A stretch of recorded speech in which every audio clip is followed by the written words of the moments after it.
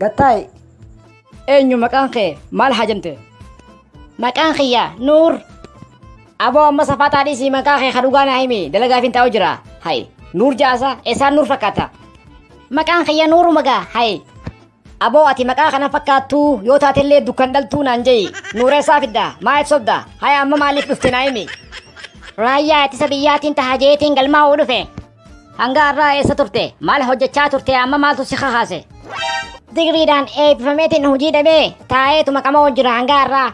Halee immoo mirqaaneetiin egaan hojii dhabeefuu maaliifin raayyaa ittisa biyyaan taane jeetiin murteeffadhee dhufe.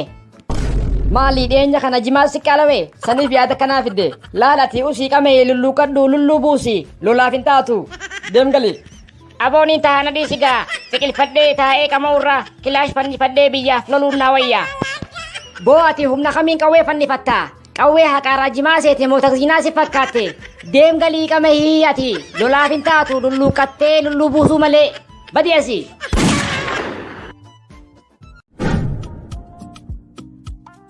A'uuzu billaa namichana eessaan seente? Adeero nin beedeessita kanaa buusi xiqqoo naa kanni waan hin nyaadhu. Adeero wanna nyaatan habbaan takka mana kasan jirtu dhiigan hanta feseenini fuula keetu labadi. Abbaa biddeena nin qaba mara kuma xiqqoo naa naqe haya. Afaan Oromoo singalu abba wanni takka mana hin jiru. Haya qashuma shannaa kan ilma kiyya sukkuraan hin bitadha. Ajaa'iba miskiina gagameeshin minaamination abba niira lamas kiisha keessaan qabu dhiigan danfistee durii hin naqin fuula keetu labadi.